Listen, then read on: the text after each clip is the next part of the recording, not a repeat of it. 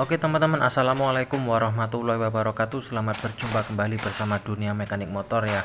Nah, di sini kebetulan kita dapat motor CB basic mesin yaitu Tiger standar.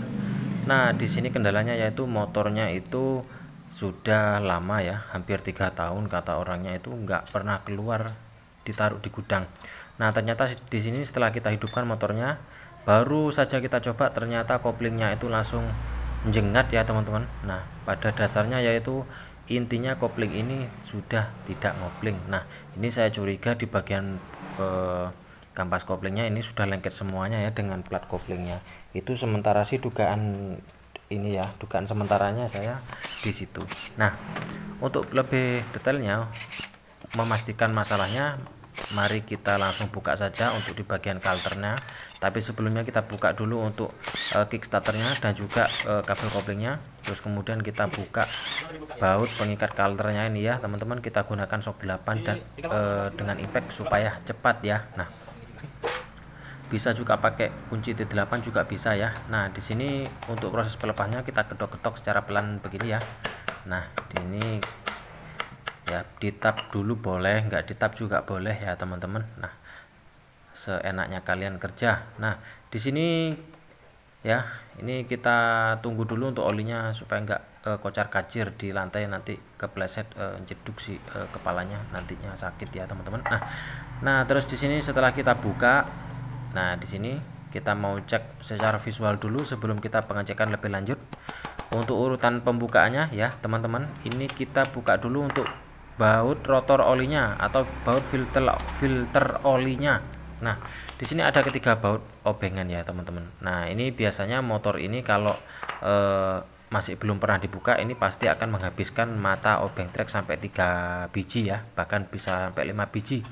Nah, saya sudah mengalaminya. Nah, di sini ternyata untuk rotor olinya itu sangat kotor ya teman-teman. Untuk langkah berikutnya kita buka dulu untuk baut per koplingnya ya. Oke, seperti ini. Untuk pembukanya ini menyilang ya teman-teman. Nah, jadi jangan sampai untuk memutar untuk harus menyilang ya. Nantinya kalau nggak menyilang pasti patah salah satu kakinya. Apakah pernah sih ya Mas ya? Pernah patah? Ya sebelumnya sih belum pernah ya, tapi saya nggak ingin patah ya teman-teman. Nah, jadi makanya saya bukanya itu menyilang. Nah, untuk langkah berikutnya itu yang kedua, ini caranya kita buka menggunakan mur kruk asnya dan juga mur koplingnya menggunakan kunci mahkota ya. Jadi jangan dipahat-pahat, ini sebelumnya kelihatannya dipahat-pahat semuanya ya teman-teman. Nah, ini kasihan ya, nanti rusak murnya. Nah, kebetulan di sini ya kita mau cek, ini adalah dugaan saya. Nah, ternyata benar ya, beberapa ada yang terpisah, sudah terpisah, tapi ada satu kampas dan juga plat koplingnya itu yang masih lengket. Nah, ini kita congkel menggunakan obeng min seperti ini ya. Nah, tuh kan ya, ini lengket, jadi nggak bisa ya teman-teman, meskipun satu dengan kampas koplingnya dan plat koplingnya itu hanya lengket satu, itu tetap nggak bisa ya, karena plat koplingnya itu tidak bisa bergerak ya. Pada intinya plat koplingnya itu hanya bergesekan saja ketika kita ketika kita tekan kopling. Nah, kita cek untuk bosing itunya ya, bosing rumah kampasnya itu ternyata masih bagus. Untuk langkah berikutnya ini kita mau langsung saja pasang ya teman-teman. Ini karena motor sudah lama di sini, di rumahnya ini 3 tahun dan di sini hampir 1 bulan ya teman-teman. Ini setting semuanya dari kelistrikan dan juga perkabelannya. Pokoknya intinya motor ini dienakkan dulu ya teman-teman. Nah, kemarin ini habis ganti packing block dan juga kop, pokoknya yang rembes-rembes ini suruh betulkan semuanya. Makanya di sini hampir 1 bulan ya teman-teman. Nah, biasa ya kalau bengkel, kalau ada garapan yang enak yang agak lama-lama ini harus ditinggal dulu ya teman-teman, mohon maafnya. Ndak. Nah, ini sebelumnya memang sudah konsultasi kepada orangnya ya, kalau mau ya nggak usah keburu, kita garapan juga banyak yang santai ya teman-teman. Nah, pada intinya konsultasi dulu kepada orangnya ketika motor ini harus dibetulkan banyak poinnya ya, apalagi motor tua seperti ini ya. Wis, itu saja. Kemudian untuk langkah pemasangannya ini kita pasang untuk kampas koplingnya sudah kita pasang, kemudian untuk murnya ini kita pasang ya. Nah, itu kita harus gunakan kunci mahkota ya. Itu bekasnya kan dipeteli semua ya itu ya. Pada intinya tujuannya sama ya, melepas dan mengencangkan. Tapi kalau kita kerjanya pakai kunci mahkota seperti ini kan kita puas sendiri ya dengan kerjaan kita, rapi intinya ya. Jadi tidak meninggalkan bebas. Kadang-kadang sepele ya teman-teman, kadang-kadang sepele, hanya kita membuka hal sepele biasanya itu akan merusak, akan menjadikan hal yang lebih parah lagi ya. Nah, jadi di situ pentingnya kita harus gunakan kunci yang seharusnya kita pakai ya teman-teman. Nah, untuk langkah berikutnya kita pasang untuk per-pernya dan juga pengencangan baut-bautnya ini juga harus menyilang ya teman-teman. Nanti kalau nggak menyilang pasti nanti yang terakhir bisa patah. Nah, ini kemudian untuk sebelum kita pasang untuk rotor pompa olinya ini kita bersihkan dulu dari residu-residu daripada kampas sepertinya ya, dan juga kotor-kotoran ini. Nah, dan juga bak koplingnya itu kita nanti akan bersihkan ya, tuh ya.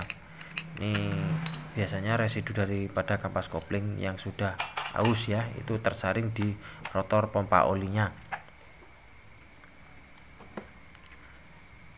Kita bersihkan dengan bensin boleh, dengan karbu cleaner boleh, dengan air boleh. Yang penting intinya kita bersihkan semuanya ya teman-teman. Jadi kalau enggak bersih nantinya ya percuma kita bongkar ya. Nah, kebersihan nomor 1 ya, harus itu.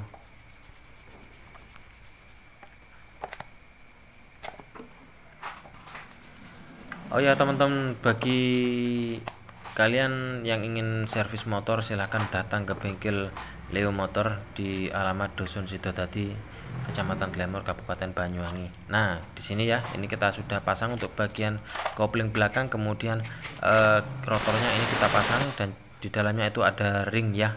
Terus kemudian ada murnya. Kita kencangkan lagi seperti ini, kemudian kita pasang lagi untuk tutup rotor pompa olinya. Nah, di sini pemasangannya jangan terlalu kencang dan juga jangan terlalu kendor ya teman-teman. Nah, jadi cukup kita kasih kencangkan menggunakan obeng ketok ya teman-teman, pelan-pelan saja. Nantinya kalau terlalu kencang pasti nanti proses buka untuk pembongkaran berikutnya pasti nanti akan merasa kesulitan ya. Nah, jadi di sini kita gedor saja satu-satu kali seperti ini sudah cukup ya. Nah, di sini kita selesai untuk proses pemasangannya, kemudian kita ganti untuk packingnya ya. Tapi sebelumnya di bagian bak crankcase-nya ini kita kita bersihkan dulu dari sisa-sisa olinya ya, sehingga nanti pelengketan antara packing dan juga crankcase itu lebih sempurna ya teman-teman. Begitulah untuk tutorialnya kali ini ya. Nah,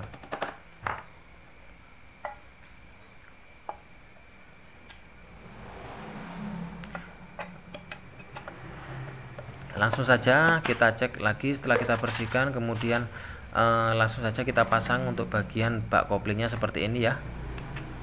Kemudian pasang lagi untuk seluruh baut-bautnya, jangan sampai ada yang terlupa ya teman-teman. Bila mana ada yang dol di sini juga bisa mensnay ya, artinya kita bisa recoil. Nah, itu bisa recoil di sini. Apalagi di daerah kopling di sini kalau ada yang dol kita langsung saja kasih recoil atau tanam recoil. Nah, tujuannya yaitu supaya oli tidak merembes ya teman-teman. Nah, ini karena motor sebelumnya tidak pernah masuk bengkel sini, kemudian tiba-tiba masuk sini suruh betulkan semuanya. Nah, di sini kita harus maksimalkan kerjanya supaya konsumen tidak kecewa ya teman-teman. Nah, di sini kemarin itu sudah kita lakukan proses tap oli ya teman-teman. Nah, itu kan olinya masih kelihatan merah ya. Itu olinya kita pakai lagi, habis ini kita tagar dulu ya. Nanti langkah berikutnya kita terakhir yaitu pemasangan kickstarternya ya. Terus kemudian ini langsung ke pemasangan yang terakhir yaitu kabel koplingnya ya teman-teman.